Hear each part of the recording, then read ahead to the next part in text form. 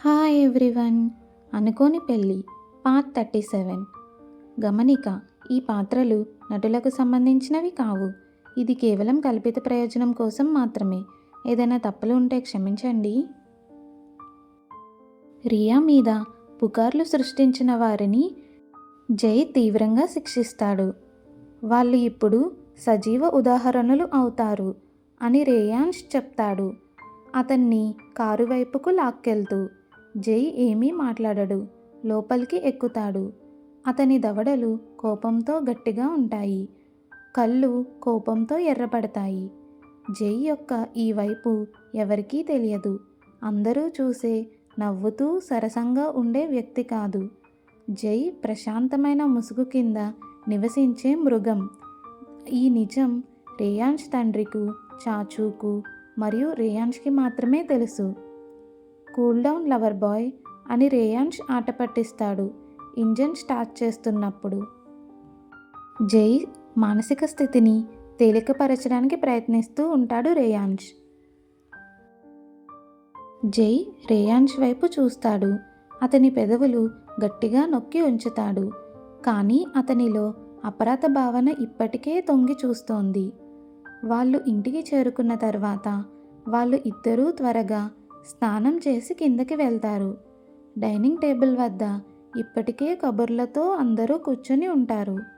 రేయాన్స్ మాన్వి పక్కన తన ప్లేస్లో కూర్చుంటాడు. మాన్వి అతన్ని చూసి ఒక మధురమైన చిరునవ్వు ఇస్తుంది.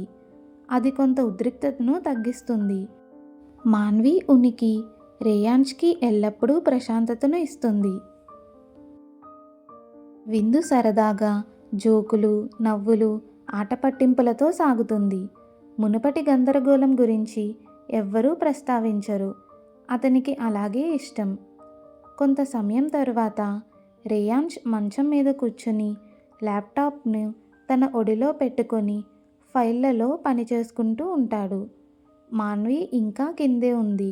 బహుశా ఎప్పటిలాగే రేయాన్స్ తల్లితో మరియు చాచీతో నవ్వుతూ ఉండి ఉండొచ్చు. తలుపు తెరుచుకుంటుంది. మాన్వి స్లోగా లోపలికి నడుచుకుని వస్తుంది. జుట్టు కొద్దిగా చిందరవందరగా ఉంటుంది. కళ్ళు అలసిపోయినట్లు కనిపిస్తాయి, కానీ ప్రశాంతంగా ఉంటాయి. మాన్వి తన సౌకర్యవంతమైన నైట్ డ్రెస్సులు ధరించి అతని పక్కన దుప్పటి తీసుకుని పడుకుంటుంది. Reyansh laptop Musi light of చేసి మాన్వి పక్కన పడుకుంటాడు. మాన్వి ఒక్క మాట కూడా మాట్లాడకుండా అతని ఛాతీపై తల ఆనించి పడుకుంటుంది. మాన్వి తన చేతులను గట్టిగా రేయాన్స్ చుట్టూ పట్టుకుని పడుకుంటుంది. రేయాన్స్ మాన్విని దగ్గరగా లాక్కొని మాన్వి వీపును నెమ్మదిగా ప్రశాంతంగా ఉండే వలయాలతో నిమురుతూ ఉంటాడు. మీ రోజు ఎలా గడిచింది అని రేయాన్స్ మెల్లగా అడుగుతాడు. అతని పెదవులు మాన్వి జుట్టును దువ్వుతూ ఉంటాయి. నేను చాలా అలసిపోయాను అని మాన్వి మెల్లగా చెప్తుంది. ఆమె గొంతు అతని చొక్కాకి అతుక్కుపోయినట్లు అనిపిస్తుంది. అడగండి నా భార్య, నువ్వు ఏదో చెప్పాలనుకుంటున్నావని నాకు తెలుసు అని రేయాన్స్ మెల్లగా అంటాడు, మాన్వి మనసులో బరువును పసిగట్టినట్టు. మాన్వి ఆగిపోతుంది, కానీ చెప్తుంది మెల్లగా.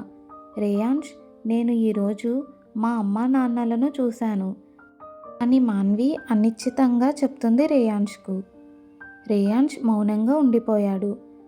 మాన్వి తన మనసులో మాటలను చెప్పడానికి వేచి చూస్తున్నాడు. వాళ్ళు బాగా కనిపించడం లేదు. వాళ్ళ కారు పాతది అయిపోయింది.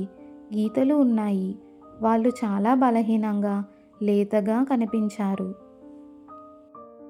నేను వాళ్ళని గుర్తుపట్టలేకపోయాను. నాకు ఏమీ అనిపించలేదు అని మాన్వి స్వరం కొద్దిగా బాధతో చెప్తున్నట్లు తెలుస్తుంది. వాళ్ళు చాలా తప్పు చేశారని నాకు తెలుసు, క్షమించరానిది కూడా. అయినప్పటికీ నాకు వాళ్ళంటే జాలిగా ఉంది అని మాన్వి అంటుంది. మాన్వి మాటలు నెమ్మదిగా, బరువుగా, కానీ నిజాయితీగా ఉంటాయి. రేయాన్స్ మాన్వి వీపును తట్టి వింటూ ఉంటాడు. మాన్వికు సురక్షితంగా అనిపించేలా చేస్తాడు. నేను నిన్ను ఒక విషయం అడగవచ్చా అని మాన్వి తన తల పైకెత్తి రేయాంష్ కళ్ళలోకి చూసి అంటుంది, నువ్వు నన్ను అడగనవసరం లేదు నా భార్య, ఒక్క మాట చెప్పు చాలు అని రేయాంష్ మెల్లగా అంటాడు, మాన్వీకు చిన్నగా నవ్వు ఇస్తూ. నేను అడిగేది స్వార్థపూరితంగా అనిపిస్తుందని నాకు తెలుసు, కానీ మీరు వారికి వారి సహవాసాన్ని తిరిగి ఇవ్వగలరా అని మాన్వి తడబడుతూ అడుగుతుంది. మాన్వి కళ్ళు అతని కళ్ళను వెతుకుతూ ఉంటాయి. నేను ప్రతి పైసా తిరిగి ఇస్తాను, నెమ్మదిగా, నేను సంపాదించడం ప్రారంభించినప్పుడు అని మాన్వి త్వరగా జతచేస్తుంది. రేయాంష్ భయపడుతున్నట్లుగా వద్దు అని చెబుతాడేమో అన్న భయంతో మాన్వి అడుగుతుంది రేయాంష్ను. రేయాంష్ మాన్వి చెవు వెనుక జుట్టును దువ్వుతూ నవ్వుతాడు. అతని భార్య చాలా మృదువైన హృదయం మరియు స్వచ్ఛమైనది అని అనుకుంటాడు. నా సర్వస్వం నీదే నా భార్య అని రేయాంష్ గట్టిగా అంటాడు. నువ్వు ఎప్పుడూ అడగాల్సిన అవసరం లేదు, నీకు ఏం కావాలో చెప్పు, అది నీదే అని అంటాడు రేయాంష్. ఆ మాటలకు మాన్వి కళ్ళలో కన్నీళ్లు మెరుస్తాయి మరియు తర్వాత మాన్వి నవ్వుతుంది. ఆ అందమైన కృతజ్ఞతతో కూడిన చిరునవ్వు రేయాంష్ హృదయాన్ని ఆపగలదు. నువ్వు అందరికన్నా గొప్పవాడివి అని చెప్పి మాన్వి రేయాంష్ని గట్టిగా కౌగిలించుకుంటుంది. రేయాంష్ మాన్వి తల పైభాగాన్ని ముద్దు పెట్టుకుంటూ ఎల్లప్పుడూ అని అంటాడు. మాన్వి అతనితో హత్తుకుంటుండగా రేయాంష్ తన ఫోన్ తీసుకుని రాహుల్కి మెసేజ్ చేస్తాడు. బన్సాల్ కంపెనీ షేర్లన్నీ అతనికి తిరిగి ఇవ్వు అని మెసేజ్ పెడతాడు. తర్వాత రేయాంష్ తన ఫోన్ పక్కన పెట్టి వాళ్ళ ఇద్దరి మీద దుప్పటి కప్పి మాన్విని గట్టిగా కౌగిలించుకుంటాడు. మాన్వి ఎవరి బాధను భరించలేదు, ఆమెకు అన్యాయం చేసిన వారిని కూడా. అతని దేవత మాన్వి. మరుసటి రోజు. ఈరోజు ఆదివారం అవ్వడం వల్ల మాన్వి పడుకుని ఉంటుంది. చివరికి మాన్వి నిద్ర లేచి ఫ్రెష్ అయ్యేసరికి ఆవలిస్తూ కిందకి వెళ్తుంది. నీ నిద్ర ఎలా ఉంది అని రేయాంష్ తల్లి గిన్నెలు టేబుల్ మీద పెడుతూ ఆప్యాయంగా అడుగుతుంది. చాలా బాగుంది అని మాన్వి నవ్వుతూ అంటుంది. నిజంగా చెప్పాలంటే మాన్వీకు అత్యుత్తమ అత్తగారు ఉన్నారు. మాన్వి ఇంత ఆలస్యంగా మేల్కొన్నందుకు కూడా ఆమెను తిట్టరు. నాన్న మరియు చాచు ఎక్కడ ఉన్నారు? వారు లేకపోవడం గమనించి మాన్వి అడుగుతుంది. వాళ్ళు కొంతమంది స్నేహితులను కలవడానికి వెళ్ళారు అని చాచి బదిలిస్తూ రేయాంష్ తల్లితో టేబుల్ దగ్గర కూర్చుంటుంది.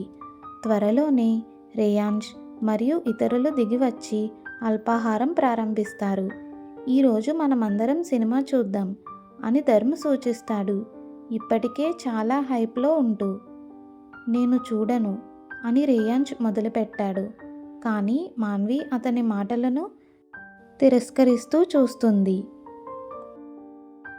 అవును, ఒకటి చూద్దాం, చాలా రోజులైంది అని మాన్వి ఆత్రంగా అంటుంది. నీకు ఆసక్తి లేకపోతే చూడకు. జై రేయాంష్పై కన్ను కొడుతూ ఆట పట్టిస్తూ ఉంటాడు. సరే, నేను చూస్తాను అని రేయాంష్ తన ప్లేట్ తీసుకుంటూ కొంచెం మురిసిపోతూ లొంగిపోతాడు. కానీ సినిమా చూడటానికి ఇక్కడ ఎవరో ఆసక్తిగా లేరు కదా అని అమ్మ అంటూ కనుబొమ్మలు పైకి ఎత్తుతుంది. వదినా, ఇప్పటికే ఉదయం 11 గంటలు అవుతుందిగా, ఆలస్యం లేదు, చూస్తారు అందరూ అని చాచి ఎత్తి చూపిస్తుంది. హోమ్ థియేటర్లో రాజ్ ఎంపికల ద్వారా మూవీస్ను స్క్రోల్ చేస్తూ ఉంటాడు. ఏది, ఏం చూద్దాం అని అడుగుతాడు. ఒక తమాషా అని మాన్వి అంటుంది రేయాంష్ పక్కన కూర్చొని.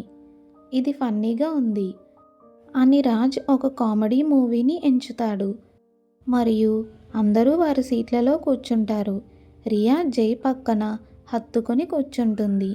మాన్వి రేయాంష్తో కూర్చుంటుంది మరియు రాజ్, ధర్మ్ బీన్ బ్యాగ్లను విస్తరించి కూర్చుని ఉంటారు. సినిమా మొదలవుతుంది మరియు త్వరలోనే మాన్వి చాలా నవ్వుతూ ఉంటుంది. రేయాంష్ స్క్రీన్ వైపు కాకుండా మాన్విని చూస్తున్నట్లు ఆమె గమనించదు. చలి పెడుతుంది. అని మాన్వి నవ్వుతూ రేయాన్ష్తో మెల్లగా చెప్తుంది. రేయాన్ష్ ఒక్క మాట కూడా మాట్లాడకుండా పక్క నుండి ఒక మెత్తటి దుప్పటి తీసి వారిద్దరి చుట్టూ పెడతాడు. మాన్వి గుండె వేగంగా కొట్టుకుంటుంది. ధన్యవాదాలు అని మాన్వి అతని వైపు వాలి చెప్తుంది. రేయాన్ష్ మాన్వీను మరింత దగ్గరగా లాక్కుంటాడు. మాన్వి చుట్టూ చేయి వేసి పట్టుకుంటాడు. మాన్వి అతని వెచ్చదనాన్ని అనుభవించగలుగుతుంది మరియు అతని గుండె చప్పుడును వినగలుగుతుంది. రేయాన్ష్ మాన్వీను కౌగిలించుకోవడంలో నిమగ్నమైపోతాడు మరియు మాన్వి ఫిర్యాదు చేయదు. సినిమా పూర్తయిన తరువాత వారు లివింగ్ రూమ్లో సమావేశం అవుతారు. వారి తల్లిదండ్రులు బయటకు వెళ్తారు. వారు మాత్రమే ఉంటారు. యువకులు, చూడు వదినా, ఇది అందంగా ఉంది కదా అని రియా గులాబీ తోట చిత్రాన్ని పట్టుకొని చెప్తుంది. వావ్, నాకు కూడా గులాబీలు అంటే ఇష్టమని నీకెలా తెలుసు అని మాన్వి పెద్దగా నవ్వుతూ అంటుంది. అదే మంత్రము వదినా అని రియా నవ్వుతూ మాన్విను సరదాగా నవ్విస్తుంది. రాజ్ మధ్యలోకి వచ్చి బయట నుంచి భోజనం ఆర్డర్ చేసుకుందాం, అమ్మ ఇప్పుడే మెసేజ్ చేసింది, వాళ్ళు ఇంటికి ఆలస్యంగా వస్తారు అన్నాడు. అందరూ అంగీకరిస్తారు మరియు వారు ఆర్డర్ చేసుకుంటారు. భోజనం తర్వాత ఇల్లు నిశ్శబ్దంగా ఉంటుంది. Next part continuous. రేయాన్ష్ మరియు మాన్వి అనుకోని పెళ్లి జీవితాన్ని తెలుసుకోవడానికి లైక్ చేసి, షేర్ చేసి, సబ్స్క్రైబ్ చేయండి. Thanks for watching.